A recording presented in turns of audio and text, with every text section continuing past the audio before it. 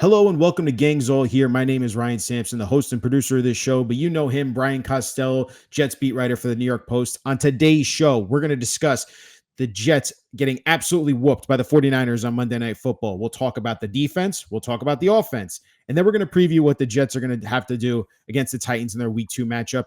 We're going to talk about over-unders and then make some predictions. But before we get to any of that, Coz, how you doing, man? I'm tired, Ryan. It's been a long week already. This 3 games in 11 days. It's not easy for an old beat writer. So.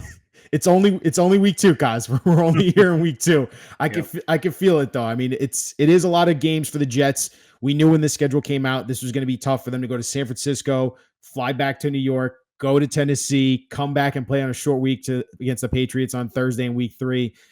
And Coz, I guess we should start off right there with the Monday Night Football. I want to kick it off right there with what you saw, your reaction. How are you assessing ultimately a couple days later now about that Jets performance against the 49ers on Monday Night Football?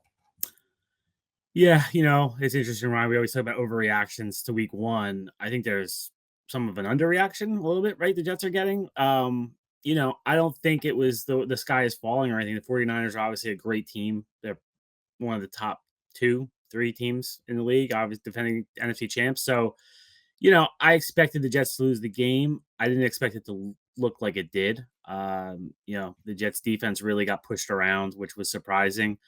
And I think that's a cause for concern is the rush defense. I did think coming into the year that was a hole in this defense a little bit. And it's been, they haven't been great against the run. They're a great pass defense. I think there's some causes for concern. I don't think it's anything anyone's hitting the panic button over that loss to the 49ers. But now, they've got 3 games against what on paper are inferior opponents. I'm going to put the Vikings aside right now because they played very well against the Giants. But the Titans, Patriots, and the Broncos are all considered, bottom 10 teams in the league. So the Jets have to take care of business now against these teams to reestablish themselves as a contender. Yeah, Kaz, I think, there was a lot of thought and excitement and anticipation, as always, when we discussed this last week about this Jets team and the potential and how great this roster is. And to your point, it was a little bit concerning to see, or I shouldn't say a little bit, it was concerning to see how bad that defense played on Monday night. For you, and I heard a lot of this assessment from Monday night in reaction. They were outclassed, they were outcoached, they were outplayed. Do you feel like any of those are true assessments on what that Jets defense was doing Monday night against that 49ers team? They were definitely outplayed, right? They're outclassed is silly. I mean, what does that mean? Outcoached, maybe. I don't know. Kyle Shanahan's a really good coach. We know that, and they had a good plan. They did that rushing attack we've seen that since his old man was doing it in Denver, 30 years ago. So they got another one now with Mason. They made another, undrafted guy look pretty good. So that scheme works very well. To me, though, I didn't think that it was coaching necessarily there. I mean, everything goes back to coaching at the end, but I thought the players were overrunning plays all over the place. They were really over pursuing, and the 49ers had a lot of cutbacks. I just thought they were sloppy up front. So, yes, you can blame the coaches for that. Right. And I understand that reasoning, but I don't think it was like, oh my gosh, Jeff Ulbrich didn't call the great defenses. I think it was more execution than anything else. And against a very good team. Right. I get the 49ers are the class of the NFC and probably the NFL. They've been there. Their roster is a lot of continuing play. It's the same players. Yep. They've been in the system. They've been in the Super Bowl, and they're the superior team. That's the team you want to get to. That's the team you want to be able to beat. I think, though, that the cause for concern with the defense, to your point, besides just the players over pursuing, maybe being too aggressive on the defensive line, it felt like they were getting punched in the mouth, though, to start. I mean, it felt like they were out-physicaled, which I think is a will and an effort thing. And that comes down to preparation again. And to be frank, I mean, some of the stats there are alarming. The fact that the Jets are the 3rd lowest pass rush win rate in the NFL after week 1 at only 25% clip, that's a cause for concern. Brock Purdy was able to sit back in that pocket. Despite them running the ball, he didn't sit there. He threw the ball quick. I think people are missing the point on the pass rush. Was where the concern is on the pass rush is how quickly he was able to get rid of the ball because the coverage sucked. So there was guys running wide open on the field, which you don't usually see that against the Jets. That's where that like the Jets' secret sauce, and I use sauce there, kiddingly, like is the back end, right? They have Sauce Gardner, they have DJ Reed, they have Michael Carter, who are really, really, really good cornerbacks, all three of them. So typically you don't see guys wide open. And, what Salah's defense is predicated on is making that quarterback take a hitch. Because if he takes a hitch, his thing is that the defensive line is going to get there. Right. Brock Purdy didn't take a hitch. Brock Purdy was sitting there, boom, boom, boom. Like there weren't, I can't think of, I'd have to sit and watch the whole game again and watch this, but I don't really remember him sitting back there and throwing the ball 50 yards down the field. There was some crossing patterns. The play to use check, the third and the second and 19 to Debo. The play to use check though was use check covered. You saw Ashton Davis absolutely bite on the play action fake. Right. So yeah, like he had a little time there, but the guy was wide open, so he was able to kind of just sit and let him get a little further and throw. But yeah, I mean, it wasn't like he was sitting back there and pound them down the field the whole game. It was, I thought the guys were running wide open on crossers and intermediate routes. And that to me was like, that's interesting because this defense, and look, Sauce was out for that one series before the half. So he picked them apart a little bit there. I think he was 6 for 6 when Sauce was out. Yep. The linebackers, I didn't think were covering great. Like there was a lot. So to me, like with the pass rushes, yeah, they didn't get there, and that's a concern. But I also don't think Purdy had to hold the ball very long. Okay, so if you believe that Purdy wasn't holding the ball too long and the plays were quicker developing for him and he was in motion, there was no hitch in his step. The other part is the fact that this part probably concerned me more than anything else, and this comes down to coaching again. The second half, to start the second half, the 49ers drive right down the field and score again. And that to me, that's like on your adjustments. That's on your coaching staff to, hey man, they're trying to pound the hell out of the rock right now. We got to be able to stop that and disrupt to your point, the Purdy being able to just quickly get the ball out. So that to me, the adjustments weren't there. And it felt like the fact that the 49ers were able to have 24 first downs, 400 yards of offense, 32 points. I mean, again, the Jets defense, that's something that the Jets fans were hanging their hat on and we're like, all right, we're good, Coz, right? Like we have the Jets defense going into the season. We know what they are. The offense is what we were more concerned about with Aaron Rodgers making his first start in 2 years, pretty much. I don't know, man. Like that was the most concern to me is that defense just did not perform well at all. Yeah, Ulbrich did not have a good day. It was a bad day for Ulbrich. I agree with you coming out of the half. That first drive is usually about the adjustments and what you saw in the first half. But again, this is a really good offense they faced. So like it's hard. Like if they were rolling in the number 3 defense in the league and they played the 49ers in December and the 49ers did this to them, you're like, all right, it's a blip. It's the 49ers. It's the first game, so we have nothing else to analyze. But one of my things I wrote and said a lot this offseason is I thought it was I didn't think it was an automatic that this defense was going to be what it was last year. I think, it's tough to maintain that. And they lost some key pieces, right? Like people want to talk about Bryce Huff. I thought the guy they missed the most was John Franklin Myers on Monday night because he was a tone setter. He did a lot of the dirty work. He was good on the edge. He was good against the run. He was a leader. I thought they really missed him Monday night. And so no JFM, no Bryce Huff anymore. No, Quentin Jefferson was an underrated player for them last year. Yep.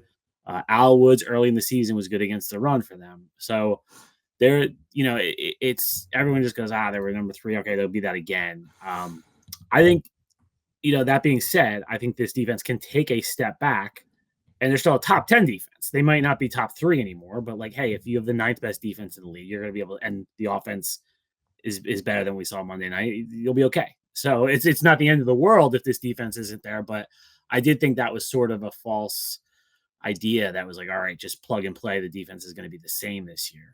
Doesn't work like that. And, guys are a year older. In some cases that's better. In some cases that's worse. Yeah. I just hope that, the coaching staff and even the front office personnel recognize that as well. We know the moves they made.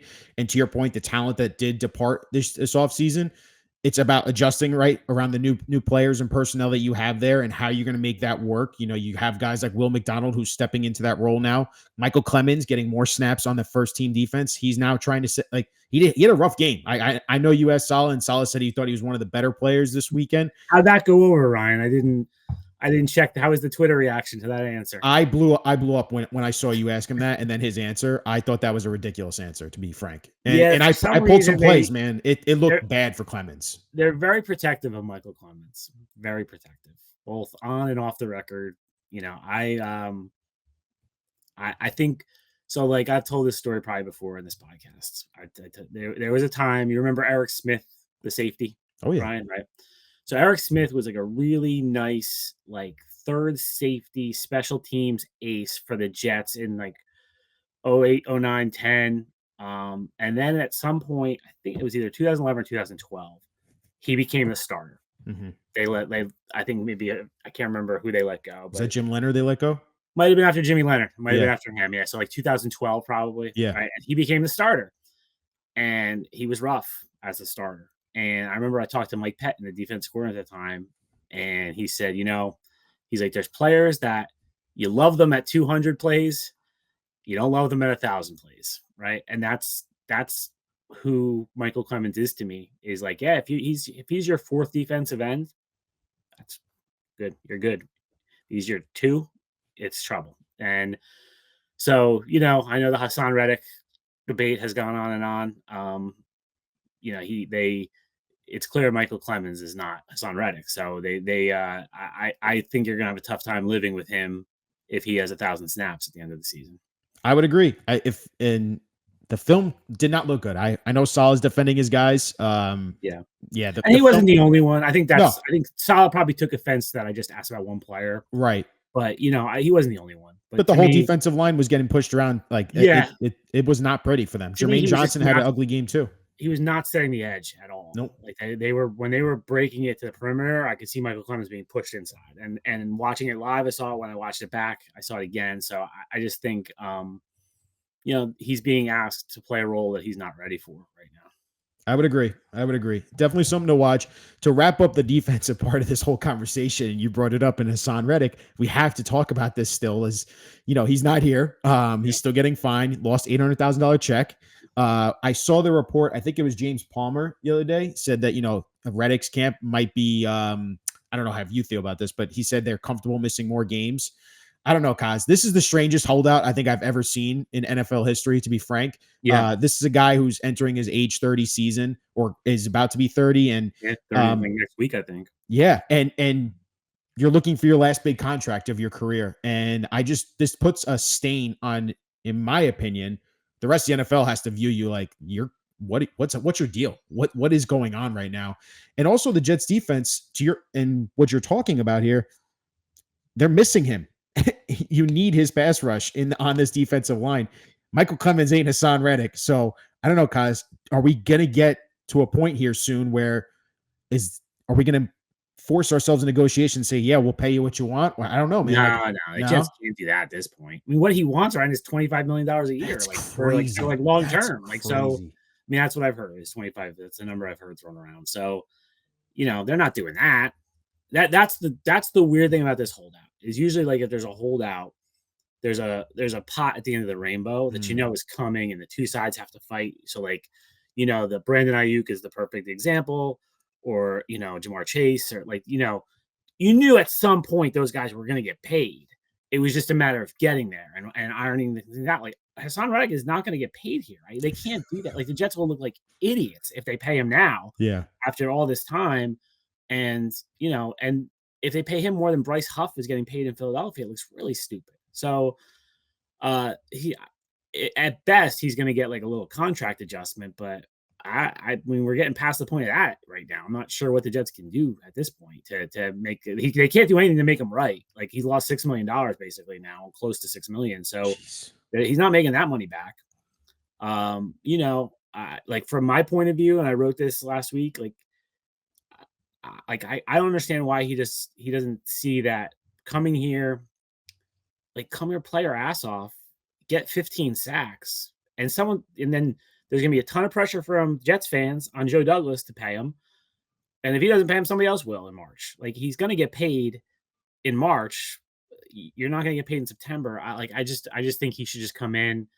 It's a pretty good, like, he's going to be like, the defense will be a lot better with him. Yeah. And he could have in solid system. It's just rush the quarterback. He can put up numbers and then get paid in March. I'm usually on the player side on these things because their careers are so short and teams drop them at the, when they don't want them. But to me, this one, I don't understand Reddick's thinking at all. And I've reached out to his camp a bunch of times to try to explain it to me, and they're not explaining it. So I don't know. Is there a chance that this guy could just call it like I'm done after? I don't know. I don't think he's retiring. I don't think he's retiring, but I think he could. Could he start the season? It seems like he's.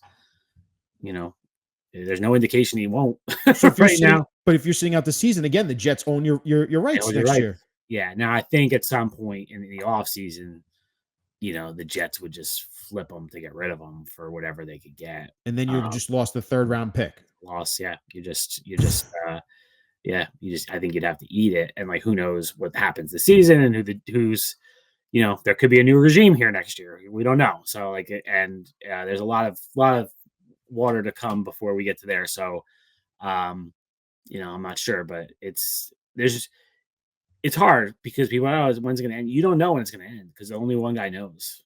Yeah. So when Reddick decides to show up, it's over. So that could be tomorrow for all I know. It could be, maybe he's going to show up today. I don't know, but there's been no indication, that he's coming. I think, and there was, what was it? Last week, Mike Lombardi said he was reporting, and I called people at the Jets and like, we don't know anything. Like, we haven't heard anything like that. So I don't trust Mike Lombardi. Yeah. So it's just, it's hard right now. There's no way to predict when this is going to end. And do you believe, and I saw, you saw the memes, I don't know, I saw them on social media from Jets fans, Hassan Reddick and his agent rubbing their hands after watching that 49ers loss and how bad the defense played, He's not a run stopper. So the problem was the run. The problem to me wasn't the pass rush so much. It's just against. He would have done better than Clemons, though. That's for sure. He probably done better. Might have done better than Clemons, but he's not like the big thing in Philly was he didn't care about the run. He just he wanted to sack. He wanted sacks every play, so he ran past the run. So I didn't come away from that game going, oh my god, like they gotta get Reddick in here tomorrow. It wasn't like Purdy lit them up. Purdy had a nice game, but he didn't throw for 400 yards or anything. I think that if that was the case, then you'd be screaming for Reddick the next day. I know. Just the fact that CMC was ruled out before the game, we got our hopes up as fans, and we're like, yeah, that was a nice little twist, right? That even shocked you guys, probably. I'm assuming when you saw that news right before the game. Yeah. All right. Well, there's going to be. We'll talk about the adjustments in a little bit in the Titans preview, what the Jets need to do, but let's talk about the Jets offense here. Call this "Let's Air It Out," Coz. The Jets, I think, wanted to air it out with Aaron Rodgers to start the game. You saw the first series. Lazard drops the 3rd down stick route right there, and we're like, man, we can't even get through 4 plays here. We're just like, come on, we want to see this momentum. We want to see Aaron Rodgers get to at least 5 plays. Lazard came to a halt, man. But overall, when you're assessing what you saw, and mind you, it was not much considering that Jets defense was on the field most of the time. From what you saw in this Jets offense, they really couldn't establish the run. Breece Hall was held at 3.4 yards a carry, 54 yards total on the game. We saw the Rodgers Wilson connection. We saw Lazard have a nice bounce back after that drop.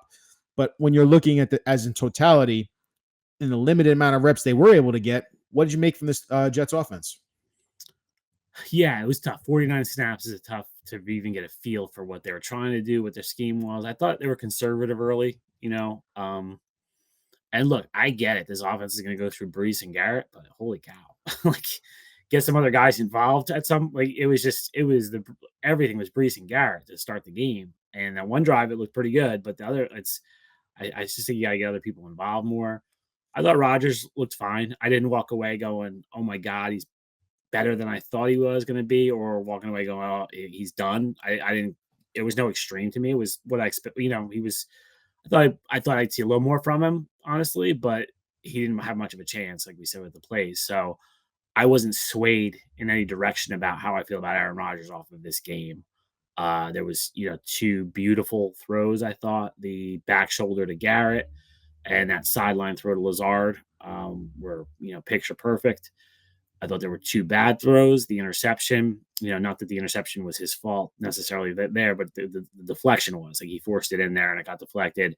And then on the 4th down, the force to Garrett was not a good throw. So, overall, I thought it was an okay night for Rodgers. Good night to shake off the rust. He hadn't played a game in 20 months, so I was okay with there. The running game, I think, is going to take a little while just to get on track. I think that's where you see the offensive line needs to work together. I thought they did very well in pass protection. Yeah, but they were kind of on different levels sometimes in the run game. Where one guy's here, and it just doesn't work. So they do you chalk that up to just the chemistry and the fact that this is a first time offensive line together? And I do. I think the run game will come along. I think they just need a little time to work together and gel and get to know each other. So like they have it, they didn't play it all in the preseason. Yep. So this is basically preseason for them. So I think it'll come along. So I was really surprised that Tyler Conklin wasn't more involved. Only targeted twice. It didn't make sense to me. Yeah, and one was with Tyrod at the end when it was the game was kind of over. So yeah, I didn't really understand that.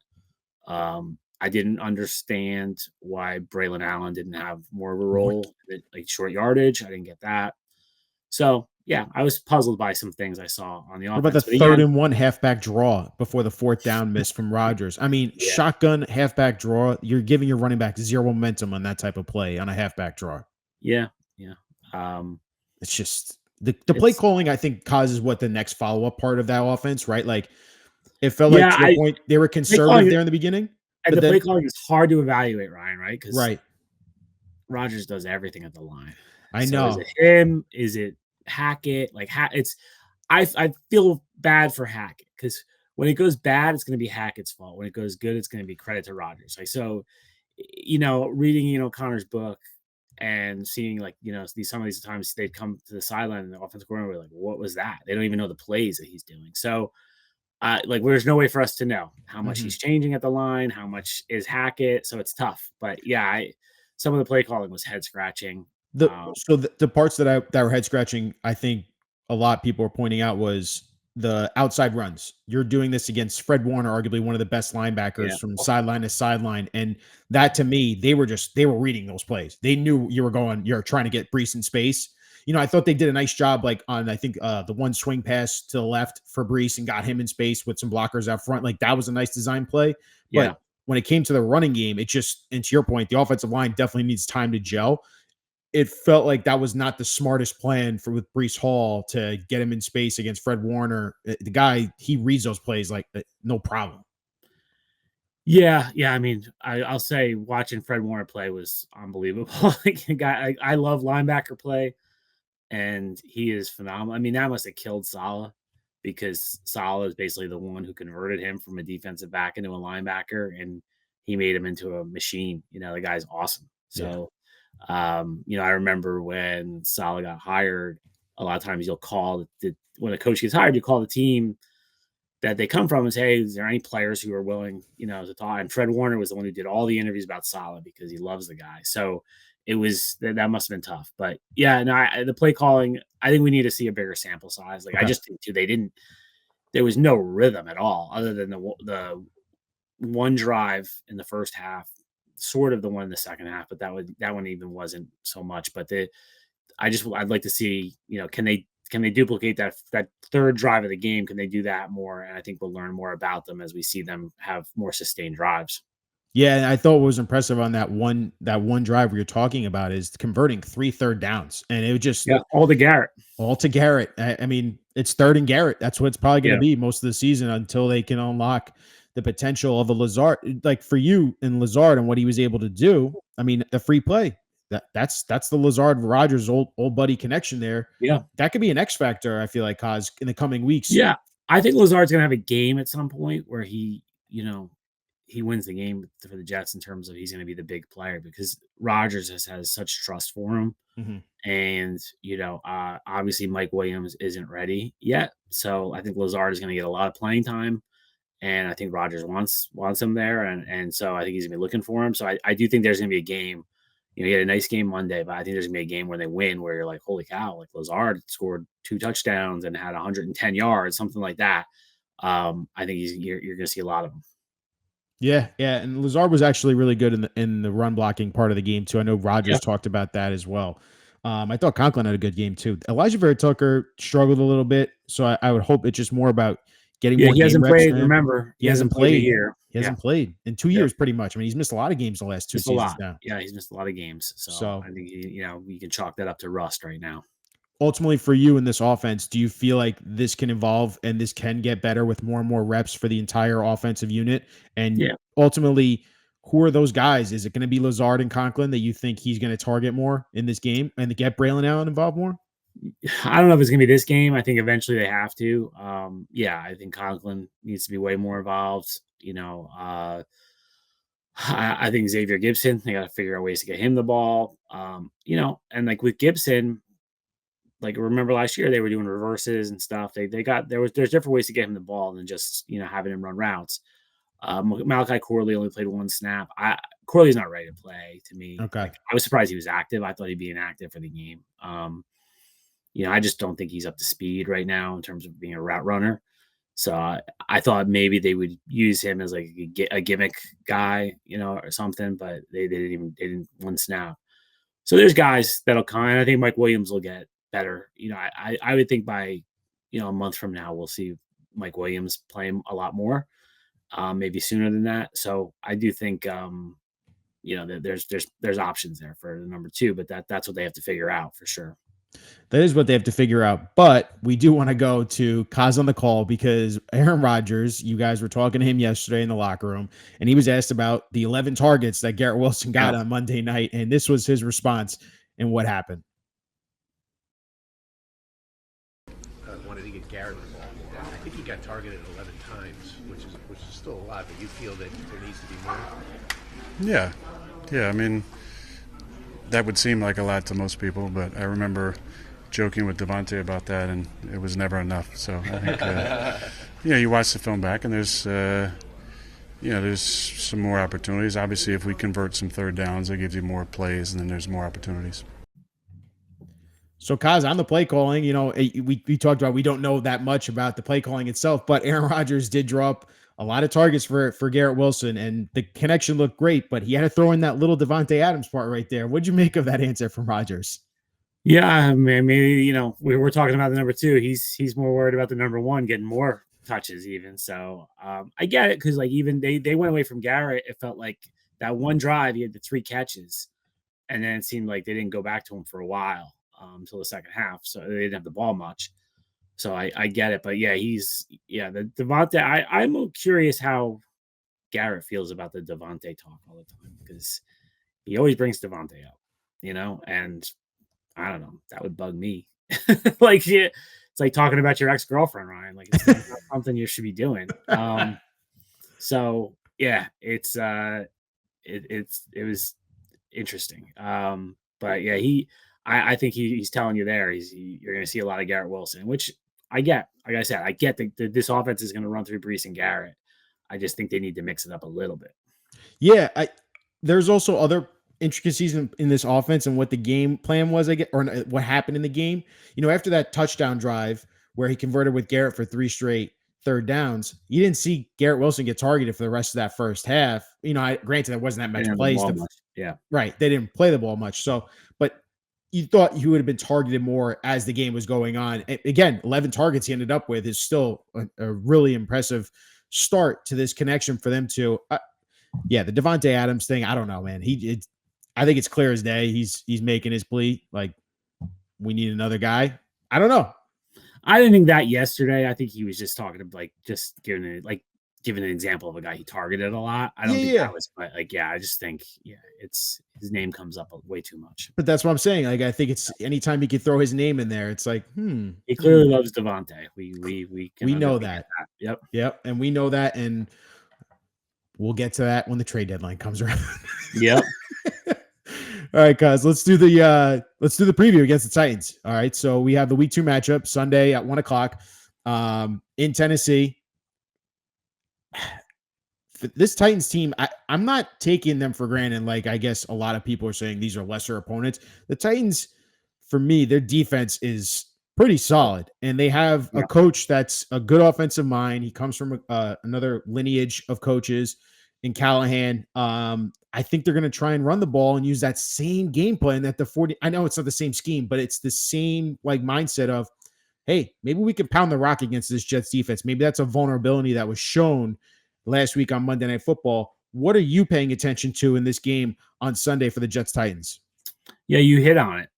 I watched half of the Titans Bears game. I haven't gotten to the second half yet, but I was like, wow, this defense is good. And, obviously they're playing Caleb Williams in his first start, but you looked at it and you're like, oh, well, Jeffrey Simmons, that's a player.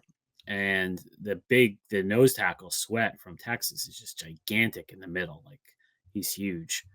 And then they have L'Jarius Sneed, who was obviously really good on the Chiefs at corner, and Hooker at safety is good. Like, they've got some players. Like, this defense, I turned it off and went, wow, they're better than I thought.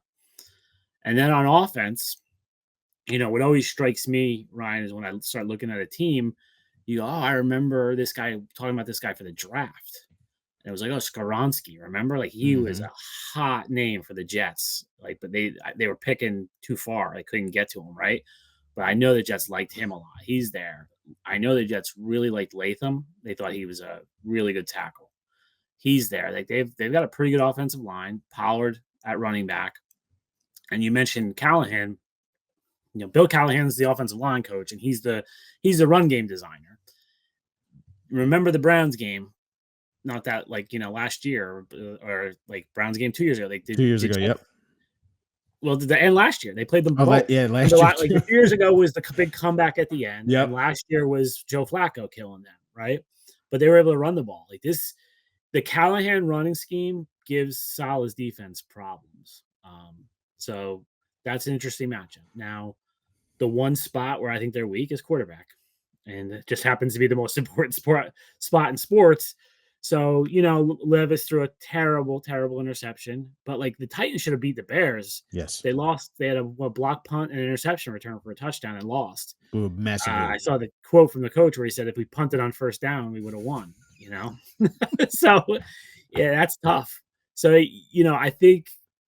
I don't think this is a gimme game for sure. Like, they're playing at home. They're obviously going to be pissed off at the way they lost last week. So this is a more interesting game to me after I looked at it than my initial reaction to it. Yeah, the Titans are definitely no slouches. They have a lot of players, to your point. They're talented, I think, and let's not forget they do have DeAndre Hopkins. They do have Calvin Ridley. There's weapons on the outside. Yeah, receivers, yep. Like this is not a gimme matchup. I wonder how much you take in solace the quotes from Jermaine Johnson about we need to get this right. We're going to get this right. We're going to fix this. We heard Robert Saleh say we're going to get that shit fixed after the game on Monday night. For you, how does this defense get right? Is it getting pressure on Will Levis? Is it like, hey, we're going to focus on the run game? We know we're going to have to stop Tony Pollard and company. How are you looking, and how they're going to fix what they did wrong on defense on Monday night? Yeah, it's all the above. I mean, they just need to play sound, Ryan. They just did not play sound football Monday night. They were all over the place they're playing hero ball. Like, they were just trying to make too much happen. It's the old cliche from Belichick, do your job. That's really what it comes down to. If they can just kind of do that and play like the defense that we've seen, they should be fine against Will Levis and Tony Pollard. But if they give up big plays in the running game, this is going to be tough. Yeah, it's going to be tough. I'm nervous, but as a Jets fan, I'm always going to be nervous until I see them actually win a friggin' football game. Coz, the other thing I wanted to talk about is obviously the offense. To your point, Jeffrey Simmons, monster in the middle. They have a number one corner that can truly shut down your number one weapon in Garrett Wilson. Is more pressure now going to be on Lazard, Conklin, Mike Williams, maybe? Like, how does Aaron Rodgers get the ball to those guys, and how do they hold up against this pass rush? Yeah, no, he's got it. He's got to get to other people involved. I mean, we're not a defense coordinator, right? Garrett Wilson is their defense coordinator, the old Jets DBs coach. It doesn't take a genius to figure out what you're gonna try to take away Garrett Wilson, right? That's Garrett Wilson and Breece Hall. That's the offense right now. So they've got to find other guys. And I think Rodgers is smart enough to know that. And I think they will be game planning this week to try to get the ball to other guys. We'll see who that is. If it's Lazard, if it's Conklin, if it's Gibson, if Mike Williams gets more involved. I don't expect Mike Williams to have a much bigger, 9 plays. He maybe gets to 15. Maybe a target. Maybe a target. Yeah. So we'll throw him a target. Yeah, but I think, they're going to have to, and we're still watching the offensive line. Can they gel? Can they open the holes for Brees? I think is the big question here. Yeah, it's just I really hope the Jets can respond. Like that. This is a big game. I mean, the defense has to respond in this game, man. I mean, you go down 0-2. You're down 0-2. That's I'm not. There's no such thing as must win right now, but there's a lot of pressure on them, and I know that they feel it in the building. I don't think they totally were like, oh, I think they expected to win. Don't get me wrong against the 49ers, but I think they knew there was a chance they'd go in there and lose in the fourth quarter to a really good team. I don't think they expected to go in there and be out of the game. And they got punched in the mouth. Yeah, get beat up like that. So I think there is really a push to respond and show that they're not that team this week. Yeah, you're talented. Show that you're talented. Show that you can play shut down defense against a very young quarterback that can make a lot of mistakes. And Jamal Adams sounds like Jamal Adams is going to play too, Ryan. Oh, so. Good. I'm happy to see him in the box trying to stop the run. I know he's one of your favorite players to watch too. Fun to see Jamal. Yeah. All right, guys, let's do over-unders because we know that the sports gambling world, everyone loves these over-unders. I got some numbers I want to see if you're going to take the over or the under on. I'm going to start off with Brees Hall, over-under 75.5 rush yards. Under? Yeah. I think it's a good defense. I think it's a very good defense in Tennessee. Oh, man. Right now, they're the number one defense in the NFL. I know it's one game. They're a good defense. I know. He has to get going too. I know he had 75.5 is a lot. I know. I think Vegas is expecting him to have a bounce back week this week. Yeah, that's a lot. That's a high number. One explosive play for 40 yards, hopefully from Brees Hall. That could do it. Aaron Rodgers over under 1.5 passing touchdowns. That's a good one. He only had 1 last week. Yeah, I'll go under. I think 1 again this week. Again, guys, you expecting a low-scoring game here? We're gonna get to predictions here in a little bit. I am. I'm giving a little precursor. Yeah, you're getting a little precursor. Yeah, what I'm thinking. I didn't write it down, but I have it. It is Garrett Wilson over under 68.5 receiving yards. You're not gonna like it. Under. I want under. Because again, 60. I know. I think they're gonna try to take Garrett away, and somebody else is gonna have to do the damage for the offense. To me, so. I think they're gonna put all the focus of their defense on shutting down Garrett. You're telling me I'm getting a repeat on Monday night right now. That's what you're basically telling me. Tony Pollard. Let's go on the other side. Okay. Over under 51.5 rushing yards. Man, that number's low to me. Brees is 75.5 and Pollard's 51.5. This is how fantasy football and this is how Vegas views these guys as running backs.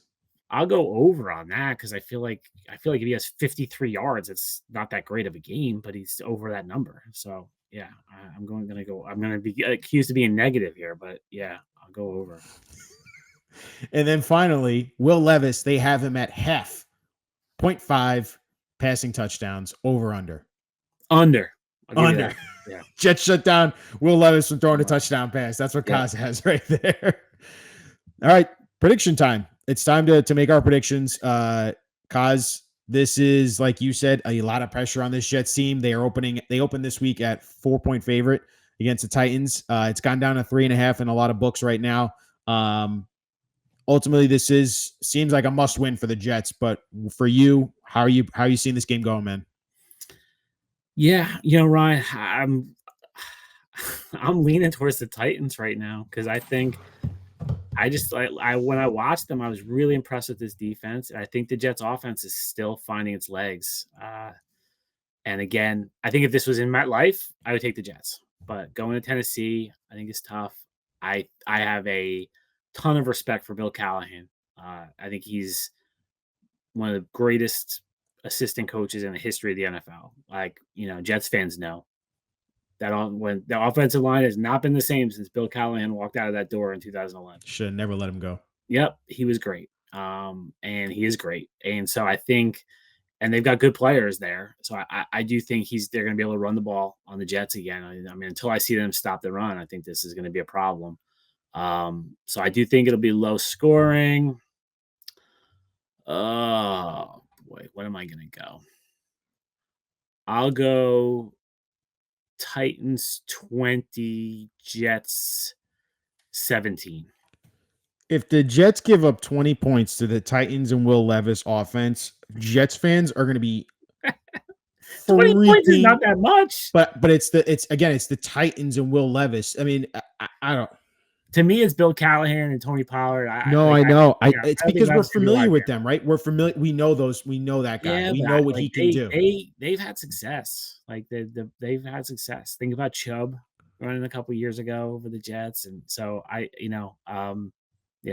think it's very much. I mean, I'm picking a 3-point game. It's a toss-up game to me, but I'm just I don't know. I feel like the Jets still have to get right here.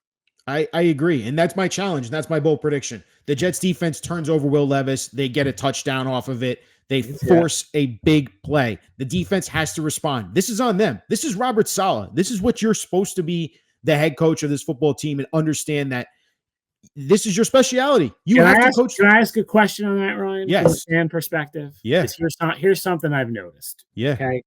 When the defense was really good last year, okay, when it was rolling, what did I hear? Jeff Ulbricht's going to be a head coach. Mm-hmm. Look at this. Look what he did to this defense. Look at how he's calling this defense. Ulbricht is amazing. He's such a great coach. I hope we don't lose him as a head coach. He's going to be a head coach. Then the Jets have a bad game on defense, and it's Saleh. Saleh's terrible. This is his defense looks terrible. What's he doing? Like, Saleh's pretty much hands off on the defense these days. It's Ulbricht's thing. Right? Now, it's like if you want to say, hey, he's the head coach, yes, he's to blame for everything. I get that. Yeah. But then he's to blame for the offense and all that stuff. But like, correct. I feel like if the defense comes out this week and pitches a shutout and gets 2 interceptions, it's gonna be, oh man, Ulbricht. What a great adjustment by Ulbricht. Right?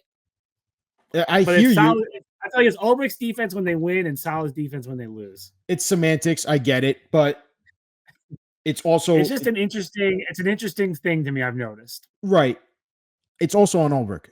I mean, if you want to be frank, I did want to call him out at the beginning of the show too, because I think he had a horrendous game plan Monday night. I think he's a little cocky, in my opinion, Ulbricht, in the fact that he's like, this is my defense. I'm going to play my defensive ends as wide nines all the way out in bumble F out here outside the tackles. And that's on him, in my opinion.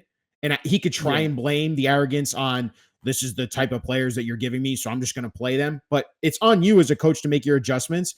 Michael Clemons has no business being 3 yards outside the tackle, rushing the passer. Their philosophy is we run our defense, and you try to get it on us. And then on third down they get creative. But the first and second down they pretty much do what they do.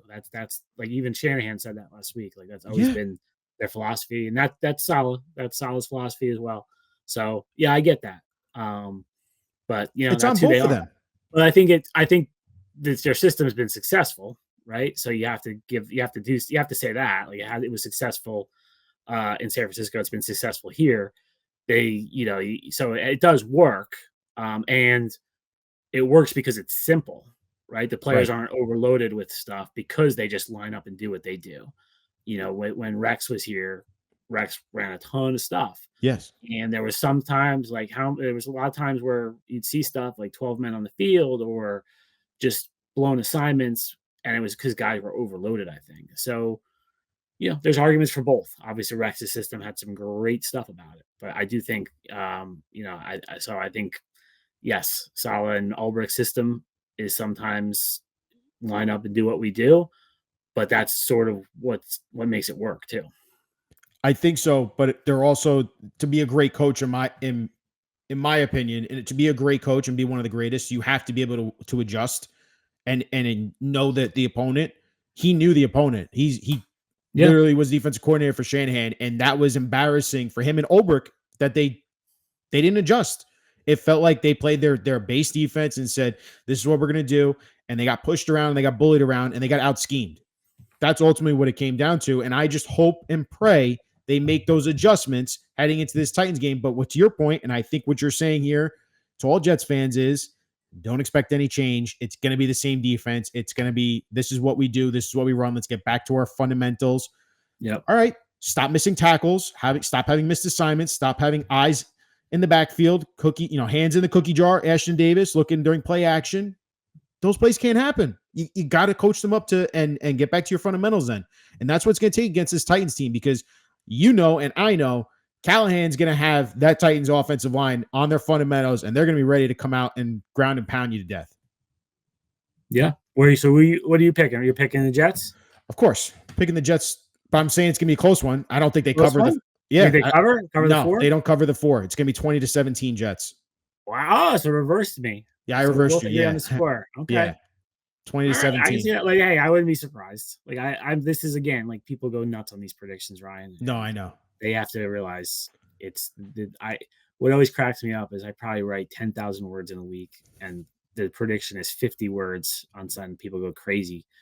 If I was actually good at predicting games, I'd be making a ton of money in Vegas, so this definitely, I could see this going either way. I don't have a strong conviction here. I'm just giving the Titans a little bit of an edge being the home team. And I also think, Ryan, sometimes when you have a new coach, it just gives you a little lift at the beginning. And I think, the Titans obviously had a bad loss in his first game. So, I could see something like that too. And I think it's tough schematically.